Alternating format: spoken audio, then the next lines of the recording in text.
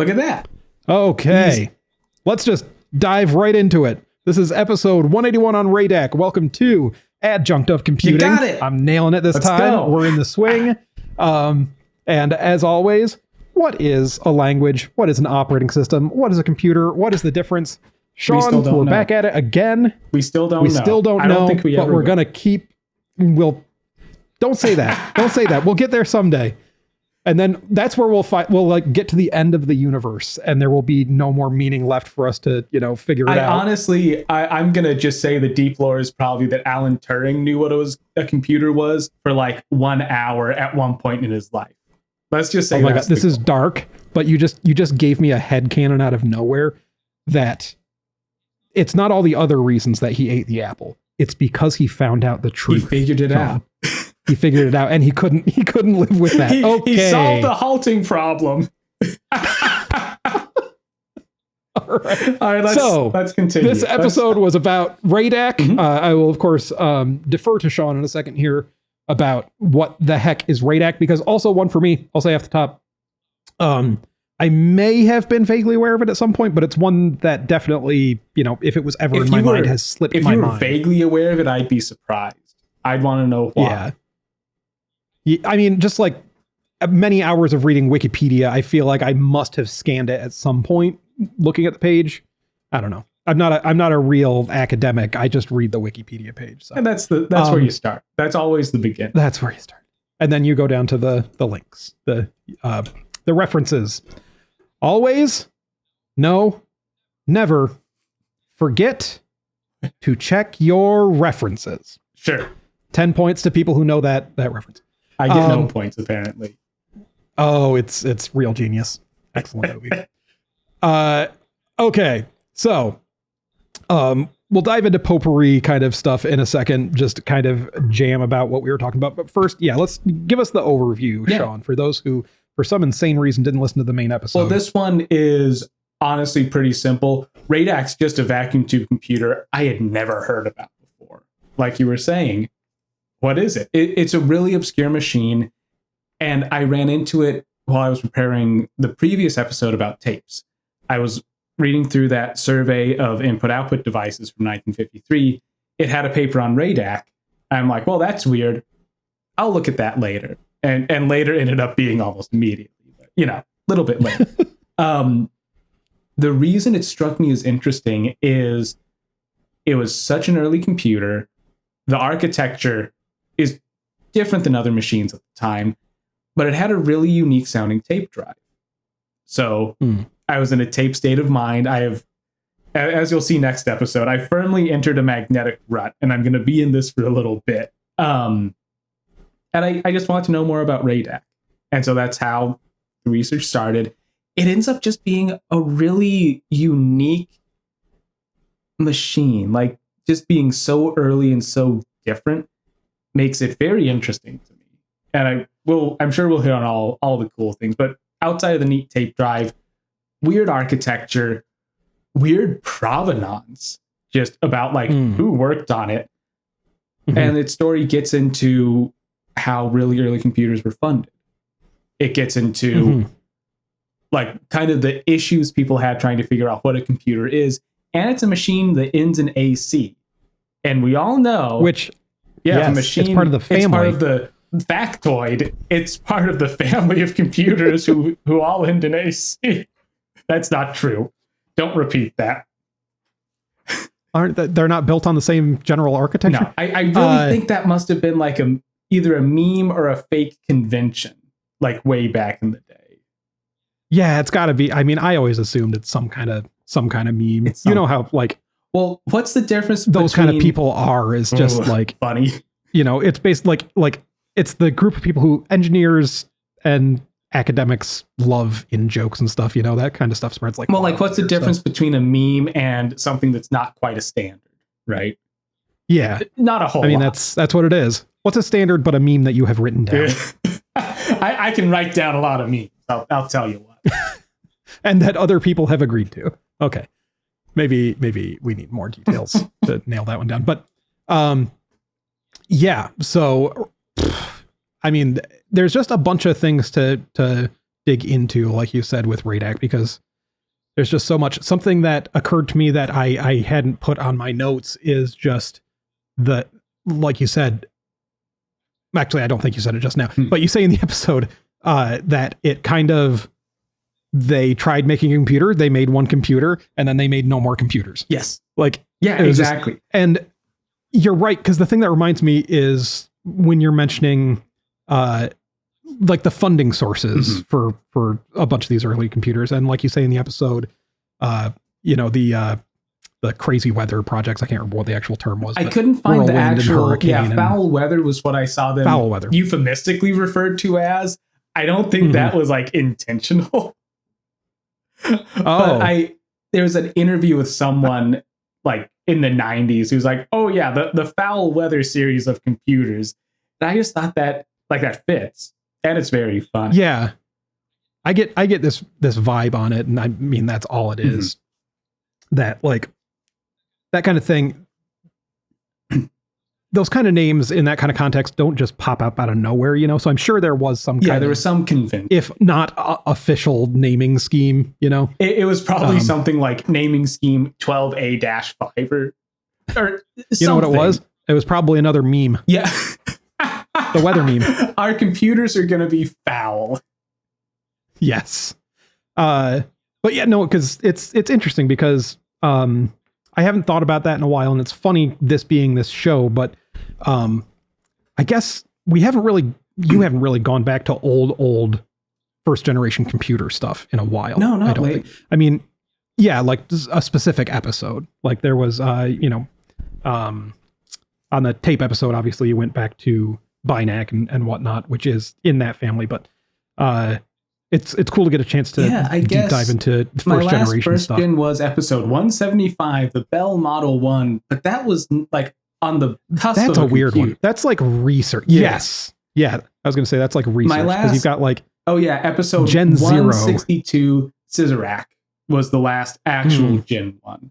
And it's funny you say Gen 0. That is literally what George Stivett's autobiography is called, Gen 0. Damn, I'm smart. You got it. But anyway, so I don't know. It just brings up so much stuff. The funding sources thing that I forget. There is that weird kind of scramble at the beginning of the computer generation for where we've discussed that people like maybe businesses aren't super interested in funding computers, but like governments and military institutions are super interested in it. And there's a ton of money going into productize these and make something. There's no evidence that a computer could do anything for business. In the initial disclosure about ENIAC, it says, oh, well, it could be the business computer of the future, as just kind of a throwaway line. And then it mentions all the like military and research applications. It's never like, oh, we're going to do all our accounting on ENIAC. Right. Which I mean, it would seem to follow because it does, you know, I mean, you've got all of your Bletchley Park stuff. That's World War II. You've got your ENIAC stuff, ENIAC, which is, obviously and the Harvard Mark intended I for firing tables. Is also Harvard used Mark I. for military research. So that's the it's instant application. Really, it's IBM is the odd man out in a lot of ways. Well, IBM did build the Harvard Mark I, remember? Them and Harvard. Yes and no. It's a weird one, correct. Because it's not like an IBM business machine. But yeah, you make a fair point. It is definitely... The other point about businesses is that they wouldn't have had enough money for a computer. Yeah. Because at this point in 46, you only get a computer as part of like a huge research effort. And this is less the government going out to market and buying a computer and more them funding an R&D program to build them a computer, which is very different. So there's that. There's I don't know how much meat there is on the bones discussion wise of this, but there's the again the kind of one and done is very interesting and unique in that I can't think of another company that made a computer and didn't make at least more than one. You know? Yeah. I mean, I was gonna say EMCC, but no, they made a couple before they got bought. Because there's at least BINAC counts as two. Binac does count as Right. 2 computers. And then at least they get bought and they make more stuff, you know? Whereas, I'm sure there are other examples. We just can't think of them because they didn't make more computers. that's fair. And not but there are, Remington, because there's, Raytheon did make other computers, but in like the 70s and 80s. right. And at that point, they're basically not the same company. Yeah, and anymore. it's basically not the same device because you can actually buy components in the 70s. Yeah. Oh man. So first actual conversation topic, Yes. I think, Hit me. is Vannevar Bush. He's everywhere. So he's everywhere. He turns up like a bad penny. Mm-hmm. I think I knew he was involved with the funding of Raytheon, but I forgot. And then you threw me for a loop by putting it in the context of they were a refrigerator company. Yeah, they're Raytheon, the refrigerator company. What else do they make, Joe? Anything? I would like to say I think it's great framing, but because I was thrown by that and I was like, this all just seems very strange, and now I'm very interested. And I don't know the details. Is that Vannevar Bush was somehow involved with refrigeration technology? It was because they were like trying to. Yeah, they were like an engineering appliance company. And Vannevar Bush was an engineer. But like there was innovative refrigeration stuff involved. At the time. the 1920s, refrigeration is innovative. We didn't have that. You know, I that's probably the thing that I should have had the context there in my head is I'm not thinking that was the 20s. I will, to be fair, I wrote that line because it's funny. Yeah, no. But yeah, in context, it would have been shocking if someone's like, yeah, you can keep a whole pig in your house and it will be cold. It won't rot. Like, that's a breathtaking technology. I mean, refrigeration in general. I hope somebody has a podcast on the history of refrigeration because it's magical. I bet someone has a podcast on the corporate history of Raytheon if you look hard enough. It might be Raytheon, actually. Too many companies have like their own internal podcast thing, and now you've just got me thinking about how lame that would be. But yes, so I don't know that I have much to say about Vannevar Bush except for that. He shows up in a lot of unexpected He is an places. interesting guy, though. I really do need to read Pieces of the Action. I think you've brought it up many. Which one? What did you just say? Because Pieces of the Action is his autobiography. Which, okay, maybe. Oddly enough, I haven't read his autobiography. I've read he did a series of interviews with an author that were used to write his autobiography. And I've read all the scans of those because they have like juicy tidbits. But from reading those, I assume the autobiography is very good. I would like to know. I would like to subscribe more to his newsletter. What I was thinking of was As We May Think It. Yeah, As We May Think. Is that the right? Yeah. Or As We May Think. Yeah, because I've never read it, but it sounds you should. Incredibly interesting. It's just a weird paper.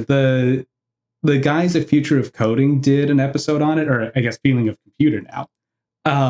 They did an episode about it that was really good. But yeah, read it. It's not that long, and it does have the Memex stuff, but it also has like, we're going to have a camera on our foreheads that will scan documents as we look at them. Huh. Yeah.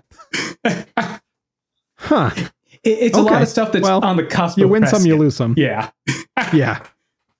Those are, I think those are the best, like futurist things is when they just fall just off the mark. Yeah, it's like in a way that becomes very funny. I could kind of see that. I'm not going to do it. I can see it though.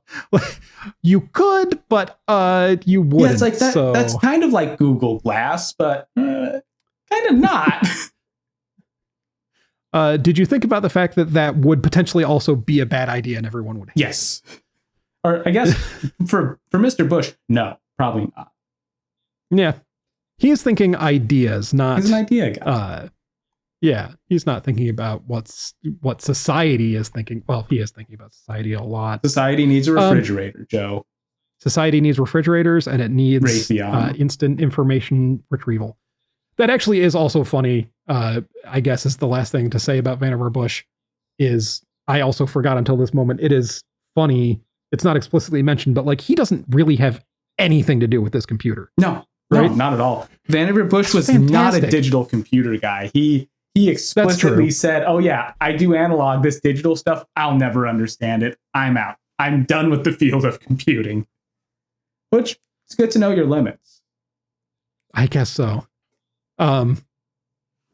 That's a sign of a well-rounded individual, I guess. Yeah. But so moving on, smart tape. So I think this is a great topic because, well, that's what I labeled it as here. But tape that can seek itself. Tape that can hunt. I just wanted to give it a title that would throw you. The hunt unit. The hunt for tape. Which the fun. I assume you know this going into it. There's hunt groups. That's a Navy thing.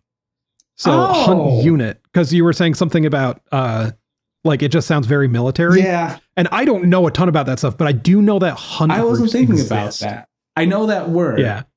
Or you've triggered a memory of that word somewhere. That I wonder if that is the connection, because it is literally a naval computer. Right. I mean, that's basically what you were saying in the episode, is that there's some connection. I think you were just said like some Navy person said this sounds badass, so I'm going to call it the hunt unit. I was honestly just more thinking in terms of, Raytheon, they literally make like missiles and hunter-seeker drone kind of stuff. Sure. Yeah. Of course they call it a hunt unit. They'd make a computer and call it the gun computer. That wouldn't surprise me. But I love it because, I mean, again, you kind of already said you're being led along the magnetic media route here. Yeah. So it makes sense that there's a through line. But considering we were just talking about how dumb the Uniservo and the early, whatever that IBM tape drive that the 726, the IBM 726. Okay, you don't have to show off every time. You'll never join the 100% club like this, Joe. You'll never own a blue suit. I need to think. But that's good, because I thought that IBM already had that in the early units, because that's kind of what I was saying when last we were chatting about this. Was I just assumed, because IBM is so when you look at IBM mainframes, they're so channel based, and also they have so much auxiliary computing. I would have assumed, but it is. I mean, like tape drives for like the 701 era of stuff, that is ludicrously simple computing. So again, everything is about timeline and putting things in context. So now that I'm more in that context, the hunt unit seems super cool. Yeah. Rather than I think IBM would have already done that, especially now that I know that IBM did not already do the fact that the hunt unit is so simple, that if you look through the papers on RAYDAC that we do have, it's I forget if they have a full circuit diagram or just like a functional block diagram, but it's just a binary comparator, basically. Right. Because it's just it gets the address. Pulling do I each go word off of the tape. Do I go forward? Do I stay here? That's it. It's so simple. That's kind of why I figured IBM would have done something like that and was surprised. But so it's cool to see that they have it. It is. I'm honestly surprised to hear you say that it's so simple, though.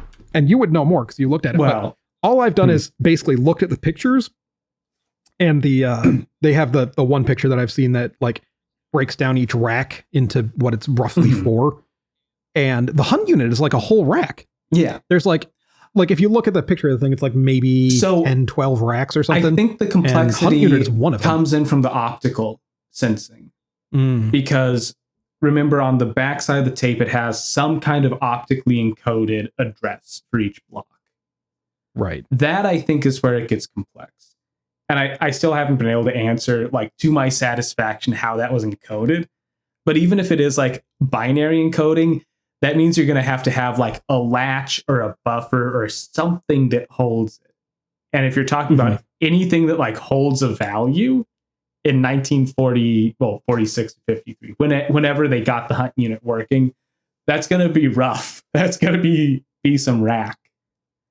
Yeah. And also you have to consider 2 triodes per bit. Yeah. And you have to consider that everything has error checking built in. So even if it is like half a rack, it's going to be a whole rack. Yes. Fair enough. That's I don't know if I have any more to say other than it's cool. It's really neat. I like the fact that again, most of what I have to go off of on this topic is those pictures that I glanced at. And I hate that. I mean, I feel like I say something like this every episode, but listener, please go look at the picture. It's great. A great picture. I'm not going to edit it into the video. But one thing that I didn't expect is that the tape units are part of the rack equipment. Yeah. Which is kind of a hoot. I guess that's something on the episode I didn't really explain what RAYDAC looked like.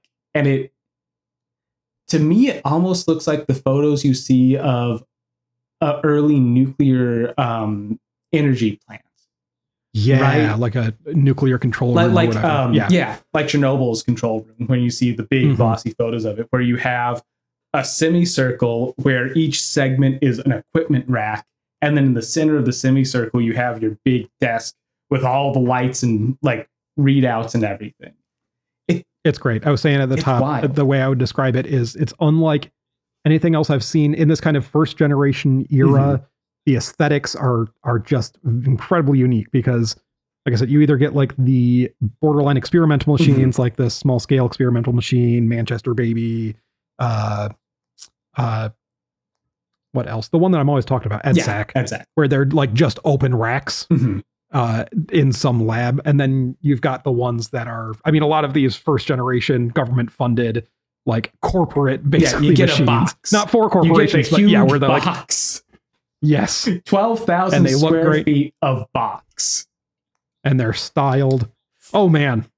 Off topic, but I mean you've seen the Johnny-ac at Computer History Museum before, I'm sure. Yes, no? I think so. Yeah. I've seen everything at CHM. That is it's a beautiful computer that sticks in my head. It's just like it's gorgeous.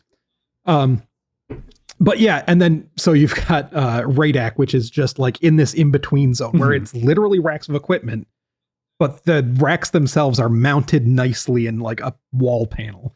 It's pretty funny. I was telling you earlier, it literally looks like the future that what we were supposed to have, like the future that people showed in bad sci-fi movies in the 50s. It's like, oh, we're going to have the machine room. It's going to look like a digital control center. And then we just don't get it. But we did it, RAYDAC. We did a Point Mugu at one lab in America. We had the future. That's when we peaked, is what it is. Perhaps not. So, well, perhaps not. I don't know. Do our machines check themselves now? Yes. Well, yeah. ECC does. So, anyway, the next topic is the one that I am really excited to get into. Well, actually, there's two big ones here that I'm very excited to get into, and I think we'll eat up. Is it my misinformation about the AC computer family? Is that what we're getting? Have we gone over that? Yeah. Or the shared architecture. 4-address machines. Yes. We are talking about architecture. I feel like that's the star of this episode. There are a couple stars because it feels like you had like a few segments. There was tape. There was the 4-address machine. There was error checking. 4-address is something I didn't expect to run into at all, and is just bizarre. And I didn't realize that 4-address was a thing. I'm vaguely aware of these mechanics because they do exist elsewhere. Well, they show up in bits and pieces, but 4-address is like a combination of a lot of features, right? Yeah, because it's like memory to memory is its own thing. Yep. And explicit next instruction address is its own thing. But this is both. Yeah, and are you aware? Are you aware of any other machine that actually has all of them? So, okay. So, I've been doing some research for next episode, and I'll also just reading some old Office of Naval research reports. Like you do. As one does on like a Sunday. You get a beer, you get your O&R reports. In 1953, I mentioned this in the episode, and I read all of this report now, but the Office of Naval Research put out a survey of every computer in the world in 1953. It was very obviously compiled by like a number of people, so it's not very consistent in how it's notated. But they have. I feel like that's almost better, though. Yeah, it's charming. That's called personality. Yes, it's a document with personality, but it has like bullet point trading card kind of information for each computer. And one of those is the address architecture.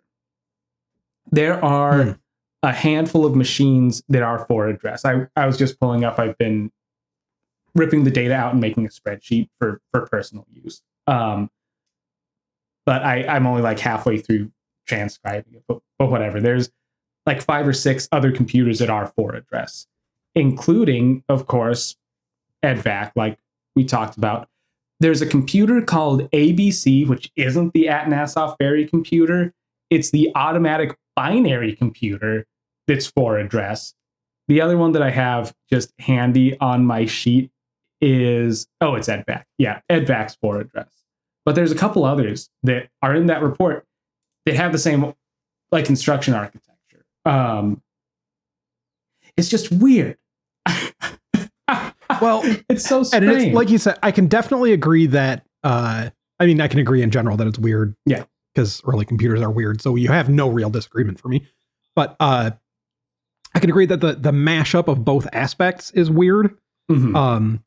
I will say one thing, I feel like, would it be accurate to say, in the amount of time that you've spent with me, that you're not much of a hardware guy? You're more of a software. Like, you don't really do hardware Joe, stuff. It took me multiple months to figure out that instead of working with swing serial voltage, I could buy a chip that did that. So yes, I'm not a hardware guy. Now, I'm not like an electrical engineer. Looks at the mess of wires and are those relays? I was going to say, yeah, these are relays. This is now we're getting. You might be a hardware guy. The desk is in the episode, so I'm a hardware. I'm a hardware pervert. Are you? Let's go with that. I'm not a professional. Well, what is a professional but a pervert that gets paid? That's true, and I don't get paid for hardware stuff. So this is a CPLD that I just figured out how to program. I got a tool chain working for that. You might be a hardware guy if you use the word tool chain. Yes. Well, a tool chain for compiling your circuit definitions. That's when you know it's really going off the rails.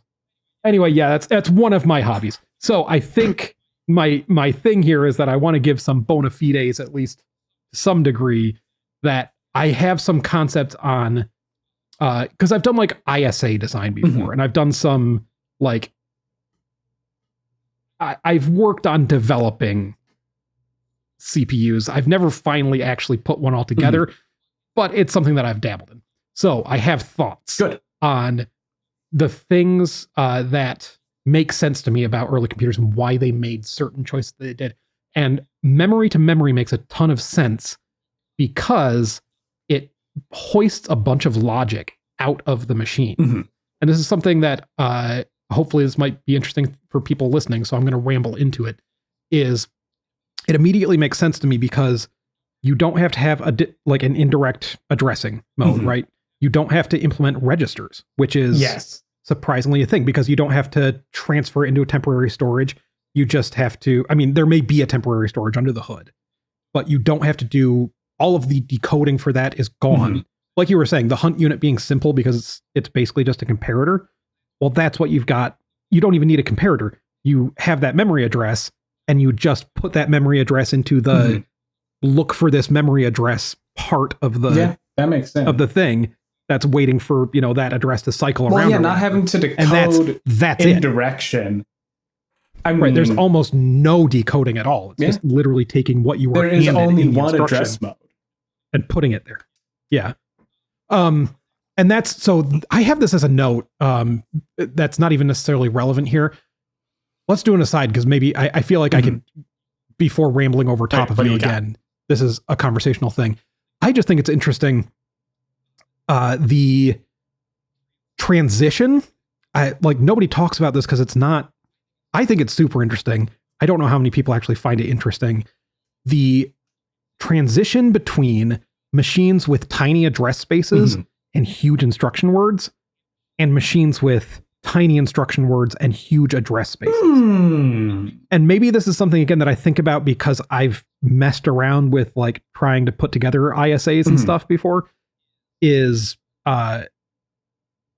one of the things that's cool about having about early computers is you don't have a ton of memory, right? So you don't need a huge memory space. And there's a lot of stuff that goes hand in hand with that, like trying to, make your instructions really fit into memory well and use memory well. But you have zero problems with trying to encode addresses into your instructions. Because your instruction word is several times wider than your address. That's a good point. Whereas with like if you got like an 8-bit machine, then you have to do like weird either indirection or some kind of trick. Right, multiple byte instructions. And like because RISC machines, one of the designs that they really tried to go for with RISC machines is simplify things by having always a fixed instruction word. That makes sense. Because that's the thing, is later computers, once they started standardizing on bytes and the data bus got way narrower, but your address size was always getting bigger, you ended up having to encode, multi-byte or multi-word instructions, and it gets weird and complicated, and you have whole machinery for having to do that. And RISC CPUs almost universally don't have, there's no way to just immediately load a whole like word size thing, because you have to fit an opcode somewhere in there that tells it to load the whole thing, but that takes up part of your word size, so you can't. Anyway, I don't know. What are your thoughts on that? Because I don't think it's an aspect that is mentioned about like a huge. Yeah, that is. To me, it's a huge paradigm shift in like the way. Yeah, I will say ISAs work. So RAYDAC used technically a 2-word instruction format because the first word had 2 addresses. The second word had 2 addresses in the order. Other machines, so it is one of those things where it's pretty wide, but other machines that were 1 address, like the IIS machine, that was actually able to pack 2 instructions into a single word. That's what I was going to say, is there's a ton. Because I think EDSAC is that way too. Sorry, it's the one that's on my mind always. But there's a bunch where there's first-gen computers are one word with 2 orders. One word, 1 address. Because of the EDVAC report. Because in the EDVAC report, it specifies a load store architecture that's 1 address. But EDVAC, the actual machine, is 4 address. So, whoops. Oops. They had ideas. I wonder if there is an inflection point, though, like you were saying, between the big word and the small word. I was gonna say it might honestly just be I the was thinking IBM like 360. That feels like a lame answer. I mean, yeah, but almost certainly, because I don't know a ton about the 360's instruction set, but it feels pretty clearly like it has to have multi-word or multi-byte instructions. I don't quote me. I think it's variable length, because once you get and that's what I mean when I say multi. Yeah, gotcha. That's what I mean, and especially because you can load multiple words, but like it's not so bad with something like RAYDAC because you're always loading 2 words per instruction, right? So you're like, it's always your the state same machine size. Always has 2 cycles. Always, it's not. Whereas I variable wonder, length is really what I mean, and it gets because tricky the 360 you have to change your number of cycles based on what the instruction byte size. I wonder if that's not where the like the inflection point you're talking about happens. Then I guess that the 360 might be like the time where it gets codified, right? Yeah. And I guess it really does, the more we talk about this and the more I think it through, I think everything that I'm talking about really could be switched around to the terms or that inflection point being, when did machines start having variable length instruction words? That'd be interesting. And it's probably that. I would agree. But again, that's the reason you have to have, as far as I can tell, the only reason you have a variable length instruction word is because you need to fit addressing modes and addressing information. You say that now. I've seen some designs where they just kind of seem to have that because. But well, I mean, not all engineering is good engineering. No, that is correct. I'm trying to think of, because I've seen variable length opcodes. I know on some really early machines, but they're eluding me right now. I'd have to go check through my notes. Well, anyway, that's not this episode. Moving on. I'm just thanks for coming Well, down that is that interesting. journey with me. But now I can get back to me rambling even About more RAYDAC. on what's great and what's great about four address Well, you got codes. 4 of them. That's more than one. Here's one, so we can battle it out because we can have a back and forth, because you say, I don't know why, and you're not going to battle me on this. You're just going to be like, oh man, yeah, because I know you too All right, well now. Prove me wrong. You said, I can understand why an explicit next address makes sense on something like a drum machine, but not on something that has delay line memory or something. It's the same thing, man. Well, the assumption... You still have to wait for the address to come around. But delay line is faster than drum. It is, but there's still going to be some propagation, there is still a maximum propagation cycle delay. time. The maximum... I'm not saying... Yeah. I'm saying, like, yes, it's so fast that at a certain point, it's probably like, well, I was going to say they would say the complexity of adding this would make it not worth it because waiting for another major cycle is just, not worth. Yeah, but I don't think it would be a to good enough optimization to be worth it, but I don't know the precise numbers because we don't have super technical detail on RAYDAC. Totally I'd fair. like to have more. But the next thing that I would say about it is it's actually not complicated. Well, you don't have an One of the instruction reasons, pointer. Right. That's a nice get. One thing do you know, because part of my, it's not even an argument here, but part of my argument involves the complexity. It hinges on how like jumping works, conditional jumping. Yeah. In RAYDAC. And are you familiar at all with how conditional jumping works? Because it could influence my thoughts on this. Not on RAYDAC because because there's no information. The information we have is a list of instructions written as prose in one of the reports and a short example program in the back of someone's autobiography. That's all we have. I don't have actual good information.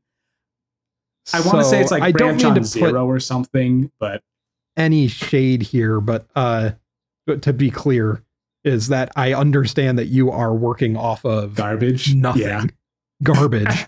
So, I mean, it should be very clear. I should throw out there that if it wasn't clear enough, we are very aware that we are two dudes just like guessing, completely unqualified. That's like, don't trust us. We're just having fun.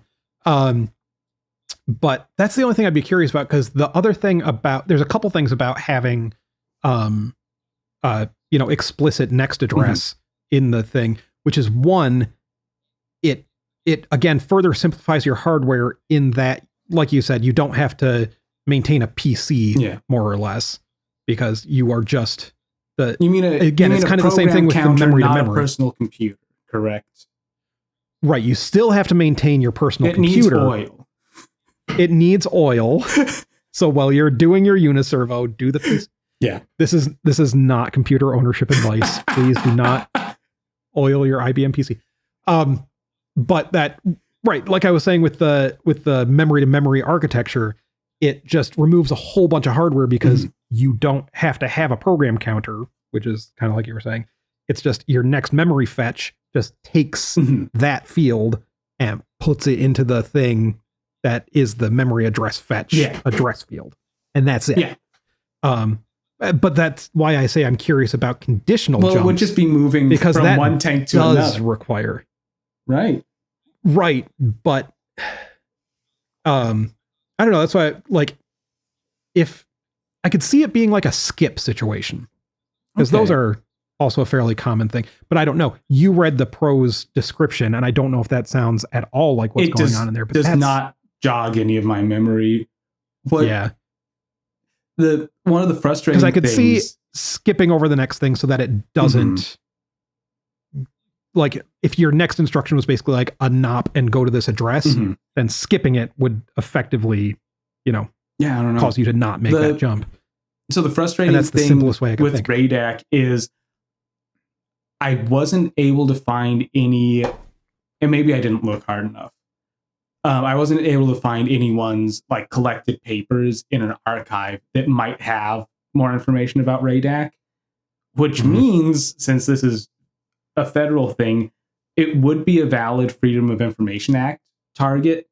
Oh, let's go. I mean, go file it, Joe. Go for it. I'm not going to file it. I've been waiting on a FOIA request about Project Lightning. I thought you were handling that for so long. Like, I think I'm 8 years into waiting on an actual papers from a FOIA request. I keep getting messages saying, do you still want this? And I always say yes. It's cool that you even did that in the first place. That's pretty sweet. But I don't You think, can say I filed a FOIA request. Yeah, that doesn't count for much. What I'm saying is I don't have great confidence that filing a FOIA about RAYDAC would necessarily give us anything about RAYDAC in a timely manner. Yeah, I guess that is the point here. It might be worth putting it in the can, but that'd be targeting the Navy. I have no idea how quick their FOIA process is. I can't imagine it's quick. Well, sometimes you don't want the government to be quick, I don't think. Yeah. So I can understand it. God, what else do I have to ramble on here? Because I've kind of gotten through my basic gist here of memory to memory and immediate address or immediate jump. Just remove what so might be much hardware interesting? potentially. Yeah. We could probably find more information about one of the other 4 address computers, like EDVAC. I know EDVAC has more archival sources. We could probably answer your question about jumps by looking at the papers around EDVAC.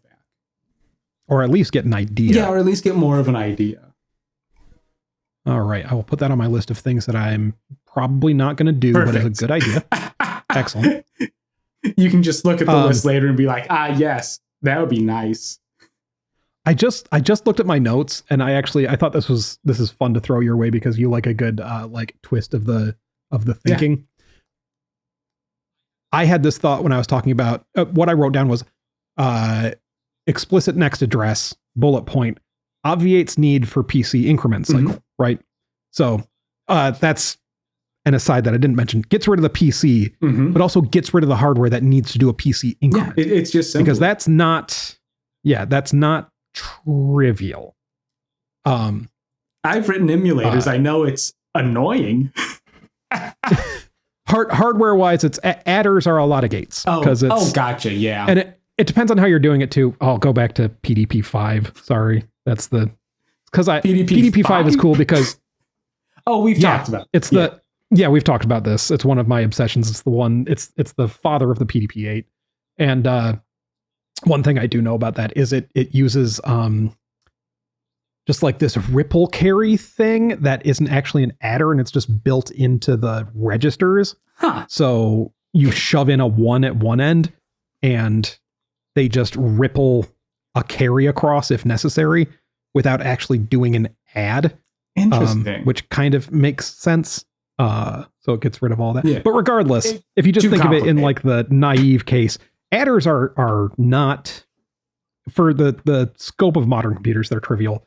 But like a ripple carry adder is a lot of gates because firstly, the add, like just a 1-digit non-carry add, is an exclusive OR. And that already exclusive OR is several. So wouldn't it be nice if you had fewer features on your computer? That's basically what it comes down to. And I do find that like elegant.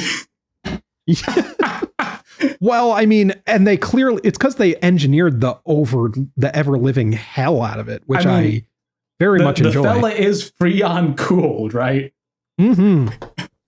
Yeah, we could skip to that one a little bit. The mind twist, I will say the mind twist. I'm finally getting to my point, or what I was going to say is obviates need for PC increment cycle. And this is the note I wrote. See if you like this one. Basically moves PC increment to compile time. Yeah. That's assuming that. Think about it. Okay, I mean, actually, there is no compiler. No, you're wrong. But you're wrong, Joe. They had an assembler. So Mr. McGee's autobiography about working on RAYDAC, they wrote an assembler. They they stole and rewrote an assembler for another computer to work on RAYDAC because they learned how to program it in machine code, and they're like, wow, this is awful.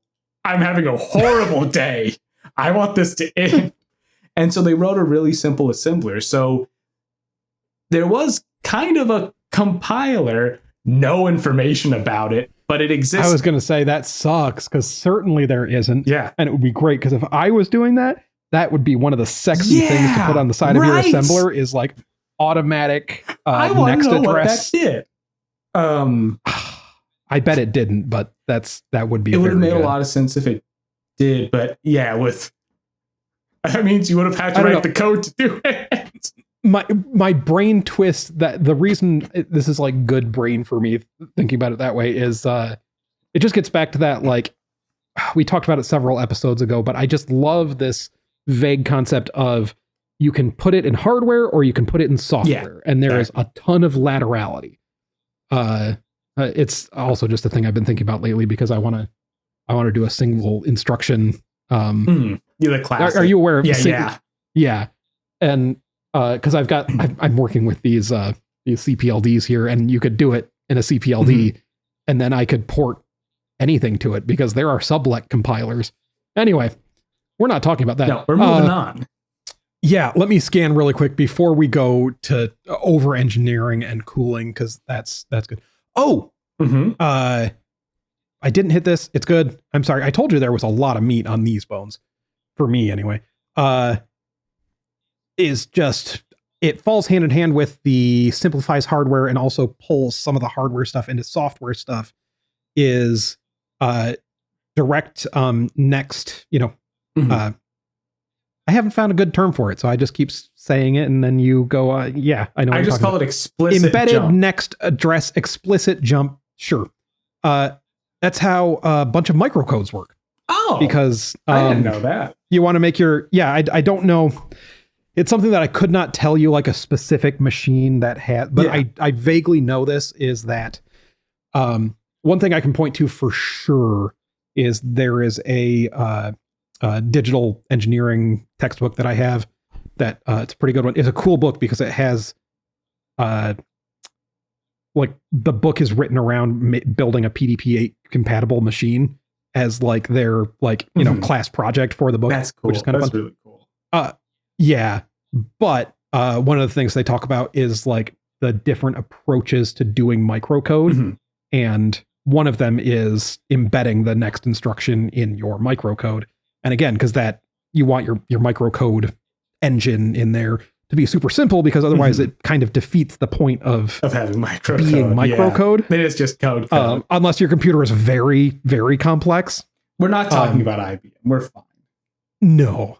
But so if you want a simple one, that's you totally get rid of the PC because your state machine is you will latch in that field for the next access to the microcode. Gotcha. Interesting. So again, I couldn't point to it specifically, but I know, that book describes it as like the that's one neat. of the things that separates horizontal microcode, vertical microcode, blah, blah, blah. And that's exactly why, because it simplifies the hardware, just like it does for constructing this machine, so that you can over-engineer the living hell out of it. So freon liquid cooling before it was cool. Well, it was cool. It was a very cool computer. Freezing cold. I actually have no idea how cold it would have been. The accounts I found of working with RAYDAC basically ended with, oh, the cooling was neat. I hated my job. Who was writing this? Mr. McGee, literally. Oh, well, yeah, I guess. And there's some oral histories. Was he okay? He was programming RAYDAC.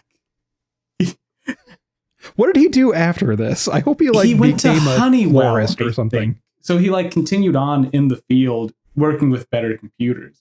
But I found accounts of people, including him, being like, yeah, we wrote some very interesting code on RAYDAC. It was not fun.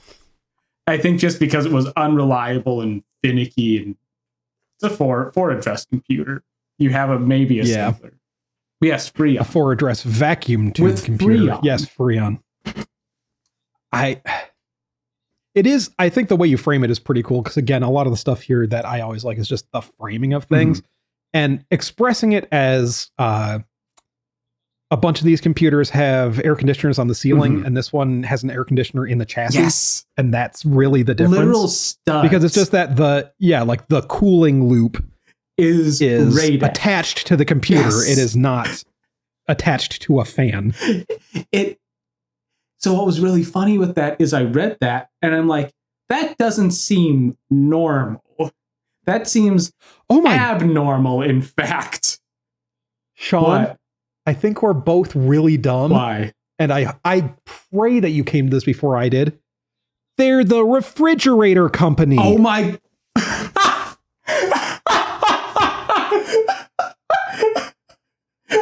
I don't know whether I'm more glad that hadn't occurred to you either or not. When the world is too warm and you're a refrigerator company, everything looks like a cooling loop. Everything looks like oh my goodness. It's got to be that, right? It's got to be that. Well, because I didn't think about this one ahead of time. So they're magnetic, or not they're magnetic. The tape drive, I'm pretty sure, was already a Raytheon design that existed, right? So I think they borrowed that. The mercury delay lines, very advanced, took from radar, like directly, which was a Raytheon product. Yeah, and it's a bummer we haven't mentioned. I don't know how to, because it's basically, these are cool modules, yeah, but it's we've like, already hey, talked about that a lot. Let me review your movie. That was pretty cool, wasn't it? But, oh my God, that's gotta be, we make refrigerators. We can make this a refrigerator. It's where they started, and it was pretty early in the company's history. That's too funny.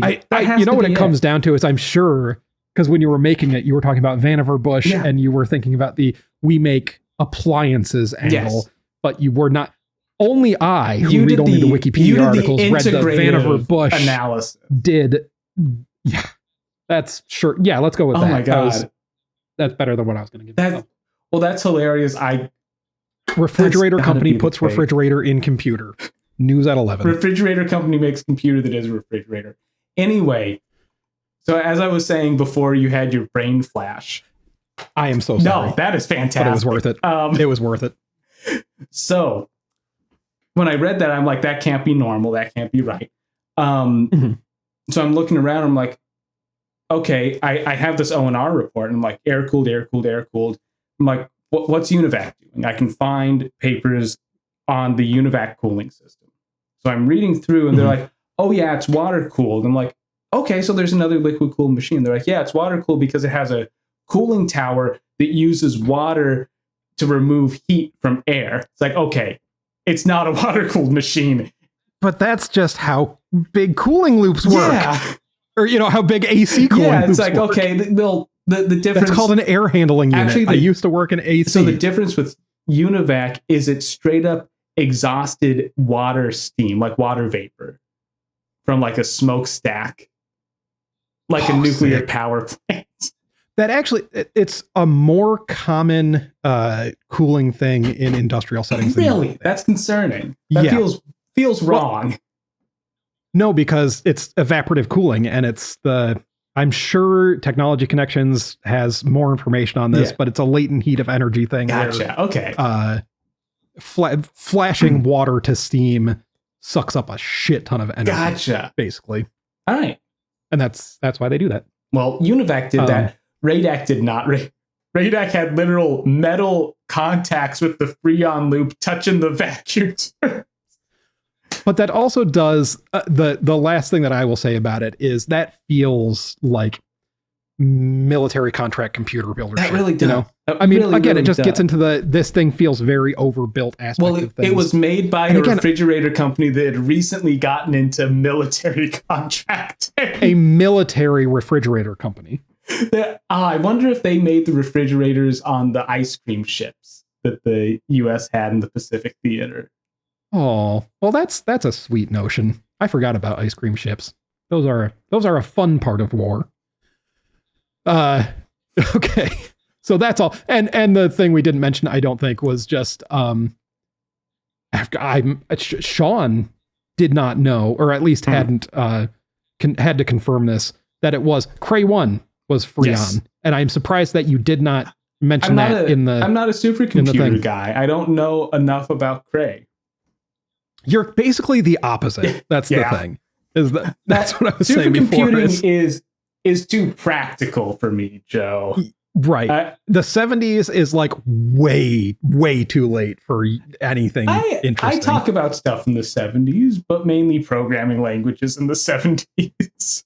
Yeah, because that's when new stuff was still happening. Yeah. I feel like that's the thing. Like with computers, it feels wrong to say new stuff wasn't happening in hardware, but it kind of wasn't, right? It was more like the miniaturization, but like the ideas were pretty well codified you're right by there. that point, and it was just like ideas were set. General massaging of things as opposed to like massive interesting changes. And like, because I think the thing we like is crazy weird shit that didn't work out, right? The oddities. That's what's so and neat. I feel that's the thing. 70s, 80s, you get a lot of that with programming languages. All of a sudden, that's where that stuff happens. So that tracks to me. Okay, I think it is time. And my God, I'll be honest. I did not listen to this episode as well as maybe I should have. So no one does. I understand. God bless me. But it's my job. But God bless me if this isn't as exciting as I think it is. I'm going to be real sad. So let's talk about double checking in early machines. Oh yeah, well BINAC was two computers, Joe. It was just two computers taped together.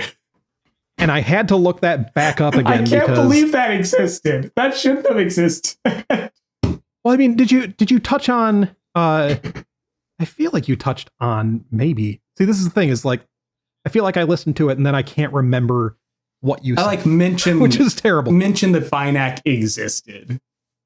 Okay, it's weird. Because like the classic redundant system is the space shuttle, and it's three machines. Well, and flight control computers work in a similar way.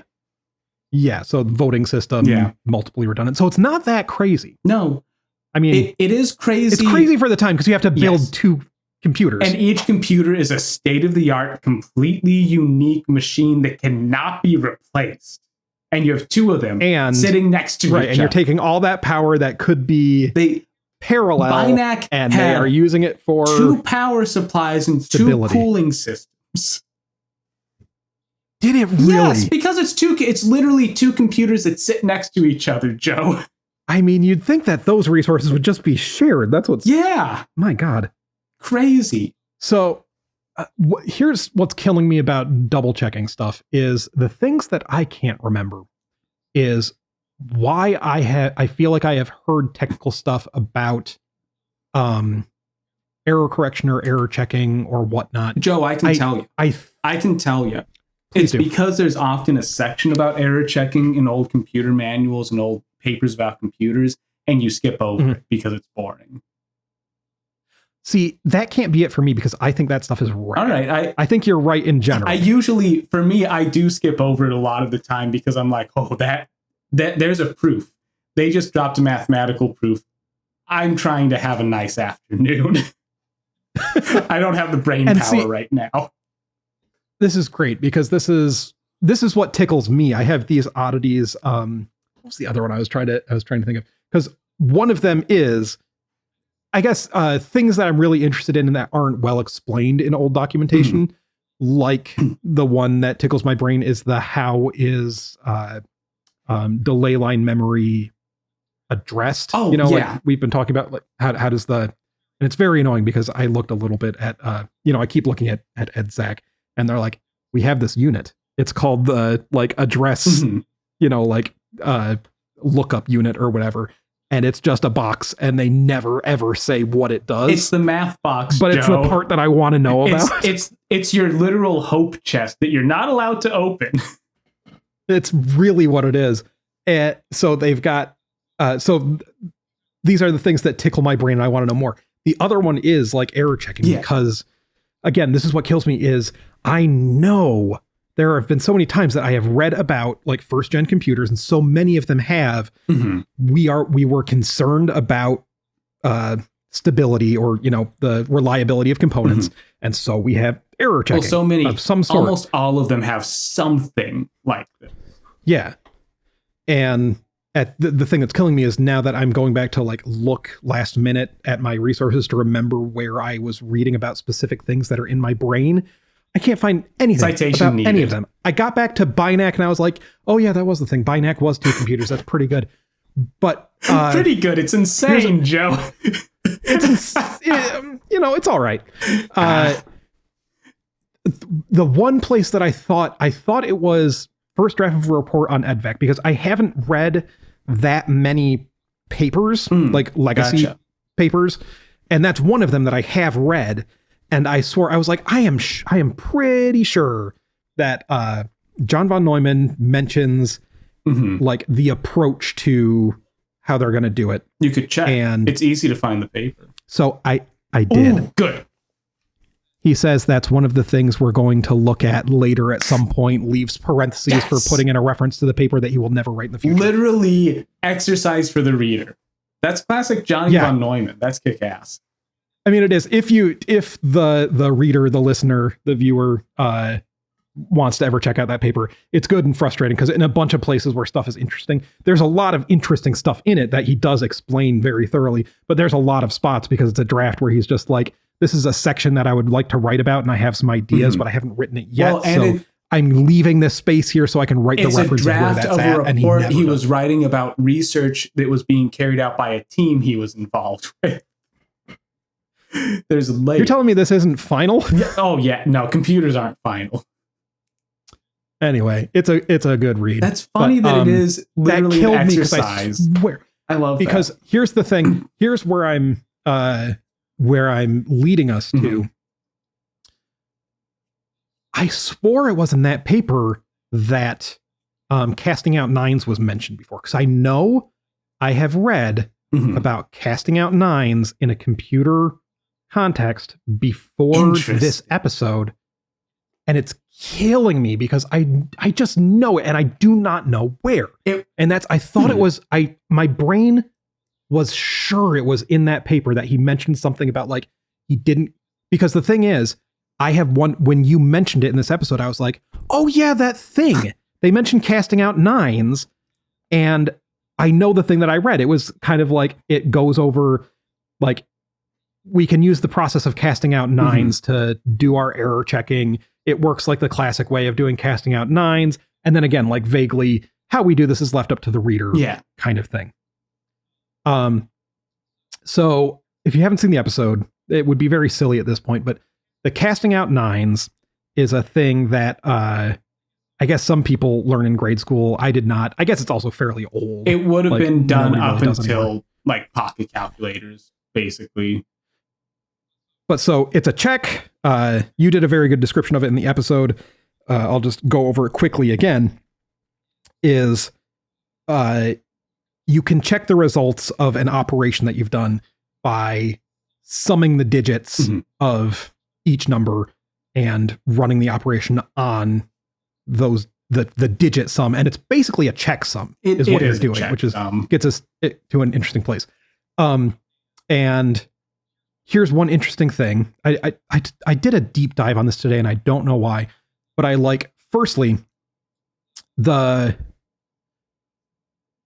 real trick to why casting out nines works, and it makes the whole thing a super misnomer because it's really not about the nines. It's about the rotation. It's about it's about the modulus operator, because of the rule that all of the arithmetic operations on their modulus versions are congruent to, and that's the whole thing. So I mean, the trick if you want to use a math word like congruent modulus operator. Well, I just have to because it makes me sound like I know what I'm doing. So, okay, this would you're right. I should simplify because this is some mathy shit. And if you're not, but the thing I like about these is that these are really kind of simple because modular arithmetic is crazy easy in its basics. Yeah. It leads to some crazy math that I can't follow. Art of Computer Programming, first book, he's just immediately starts getting into like modular arithmetic and rings and shit. Like, you know what that's supposed to, and I still don't. But anyway, if you're not aware, the modulus operator is just the remainder of the division. So like, if you have 15 modulus 10 is 5, basically. You can get 110 out of that, and you have a 5 left over. That's your modulus. And the easiest way of thinking about it is just like, it's like clock math, but your clock goes up to however many hours. So in modulus 10, you have 10 hours on your clock. And then or rather you have, right. And when you come back around, it rolls over. And that's all it is. That's all modular arithmetic is. But congruency, and I don't know if it's really like the appropriate term here, but basically the thing that makes this casting out check work is that if some number plus some number is some number, if A plus B equals C, then A mod something plus B mod something will equal C mod something. Yeah. And that's like, you can work backwards. The casting out nines part is because, and I proved this to myself earlier and it ended up being a really easy proof, but it's that essentially you are, when you remove the nines, you're removing groups of multiples of 9. Yeah. Because they will always, if you're doing it mod 9, then you can remove tons of multiples of 9 before you do the modulus, because they don't matter, because they're going to be a full wrap around anyway. They're going to go all the way around your clock. If it's I get the casting out 9s is a misnomer, but I think it's called that because that's the trick that makes it easy, is that you can cross out all your 9s. So that's what everyone's going to do. No, for sure. Yeah. Yep. But it's really about the mod trick. And here's where it gets cool. Okay. I was looking at this and I don't remember what got me here, but I don't have really great math intuition. Okay. I've said this before. So this was awesome to me because I thought to myself, this summing trick, this is interesting. I wonder how they did this, right? This is what it comes back to, is this is my bugbears. I want to know, okay, you use this language of what it could be like, but how did you actually implement this hardware? Joe, they used a computer. And how does it look like in binary? They had a computer that ran the math for them. Yes. Oh, that would have been good. You know what they should have done with BINAC is they had the main computer running the operations and the other computer. No, that'd be too good. Doing a simulation. No, they just had them both run the operation, and if they didn't match, it stopped. Okay. No information about what went wrong. I have to lead us down this garden path, and I'm not going to do a good job of it, but because I want it to be as exciting as it was when I did it. So what you're doing is you're doing a digit sum on the thing, right? To get your little checksum number. Okay. So what if you do the same thing in binary and it doesn't all quite work out kind of, but it just led me down this path of what is that like in binary? Well, I guess it would just be like, we have to ignore the casting out part and kind of the modulus part has to change a little bit. So let's ignore a lot of those core concepts first, because firstly, the mod 9 works primarily because it's one less than the base, is mathematically why that works. But if you take the modulus of one less than 2 for base 2, you're doing mod 1, which is a no-op. It doesn't do anything. So, okay, we'll ignore that for a second and we'll kind of ignore it for the continuation of the thing. But you are adding up these digits. In binary, what does that look like? Well, it's just the number of ones. Yeah. Is this parity? It's very, very similar to parity. It is parity. I looked this up. Parity is mathematically equivalent to casting out 2s. Oh, this is what, okay. This is the paper I was looking up. And this is where I'm going, is I love this because I looked at it and I was like, wait, that sounds like parity. Wait. It's all casting out. And then I did a little bit of Googling and then I was led to this paper, and there's a cool Scientific American article about it. The thing that kills me is that this Scientific American article that was referenced in this thing that I read, that basically I found a page that was just talking about error correcting code, like math. There was one section. Oh God, do I still have it up? Because it literally just has like this footnote, and I'm sure I don't. But oh no, I do. There's just this footnote on this pretty short page. Notes: a parity check code is the mod 2 version of the casting out 9s procedure. That I just found by Googling, with 2 footnotes, and one footnote is this article, and I was really hoping there would be a good blurb, and there's not. Yeah, but it's not surprising. I need to send you this article because it goes through First, it describes, it's describing a bunch of error checking codes, but it literally describes how parity works by starting with, y'all know casting out 9s from school. Everyone knows it. And then it moves forward to, what if we did that in base 10? It's parity. That's what parity is. It's casting out 9s. In base 2. In base 2. And it's, again, it's a little funky because, so the casting out 9s thing, when you just boil it down to the modulus part, it doesn't matter if it's 9. You could do casting out 10s theoretically. I mean, like, you can mod any base, I guess. That rule of A mod something plus B mod something equals C mod something always works out no matter what your base is. So for your casting out 2s, you just use base 2, and that ends up being, is your parity odd or even? Do you have an odd number of ones or an even number of ones? So it's so cool because now I immediately know how the hardware works. I can picture it because it's a bit serial machine, and they are just, as they are adding, they are taking the parity as it goes past. I'm sure they've just got it going through some XOR circuit that is flopping it to say odd or even every time a 1 passes. And then they just are doing like an and or something. Other computers work that way. RAYDAC has an overly complicated mechanism. Tell me. So if you go back to the white papers, Joe, the one white paper we have, for some reason they do a different weighting on the bits. So they do parity, but it's weighted like 1, 2, 3, 4, 1, 2, 3, 4, 1, 2, 3, 4. So each group of 4 bits, so an octal digit, is essentially added. Oh, dang. It's weird. This is why I say I know I didn't listen, because I listened to it the first time earlier in the week, and then when I went back to listen to it again, I did not. So I didn't explain, even if you didn't mention this. I didn't explain this weighting thing because all it does is it makes it so instead of doing parity like you're talking about, they get a 32-bit number, and then they do casting out 31s on that. Gross. Yeah, I don't know why it's done that way. Found it's super fun though, because the whole thing that makes me happy about this, I mean, it's happy that I love that I discovered this. Yeah, and that makes me cool. feel just like the smartest guy in the world. But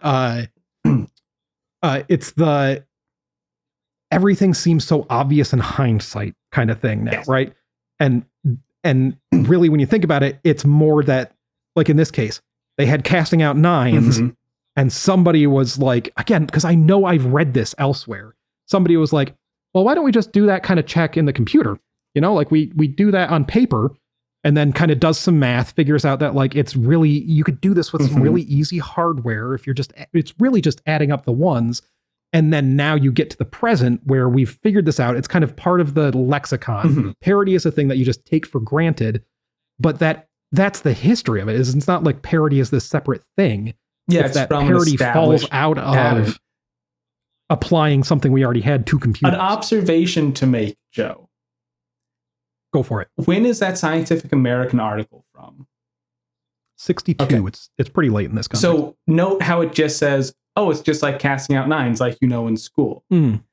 That's a contextual assumption, right? That's a special one because it explicitly states it's just like this thing that we all know. When we're looking at all of these old papers and all of this old stuff in context, there are so many assumptions that authors make in period where they don't say it's like this thing we all know. They just say the assumption because, it's like how we say... It's become part of the culture. Yeah, like how we just say it comes back to memes. I think memes is going to keep coming up just by the nature of... the memes machine. That's what history is. Yeah, so we can take this all the way back. So much of what people do is... We can take it all the way back to the psychoses. Joke about all computers that end in AC are the same computer, are related, right? Yeah, sure. We don't know exactly why. I'm sure if I hit the books really hard, I could figure out why a lot of computers end in AC. And it would likely come down to, it's just some context from 1947 that no one remembers. Right, because it's this thing that only exists in people's heads. Yeah. Maybe they chatted about it, but nobody is sitting and writing it down. And to a certain extent, like maybe, a bunch of these people aren't even really actively aware of it in their brain. They're just like, oh yeah, that's a good name. It sounds like these other ones. It's like my bugbear. Whoever signs off on it is like, that sounds good. It's like the bugbear I have about, did Mercury delay lines actually make audible noise? Because I found a couple of people that joke about that in the period, but I found no evidence in like articles where they're like, oh, and you have to watch out because these vats make noise.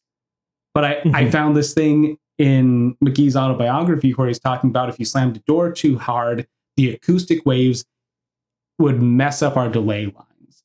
So that means they're picking up acoustic waves. So are they generating them? No one like writes, they made this exact sound. They're like, oh yeah, the mumble vat over there, you can hear it sometimes. But is that real? We don't know. Here's a great place to stop it. Is I throw this out. Is Memory Tank Hum the coil whine of the 1950s? Perhaps. There's one way to find and out. Everybody was sitting around trying to make their vacuum tube computer as silent as possible. We got to find the memory delay line, Joe. We got to plug one in. I'm trying to play Crisis, but my Mercury tubes are just whining, man. I need a better power Every supply. time I punch my desk, my computer drops a bit. I think my refrigeration system is taking up too much juice. All right, folks. Thanks for joining us on this one. I had a ton of fun. I think we all did. Thanks for tuning in. We'll see you next time. Catch you around. Oh, that was hilarious.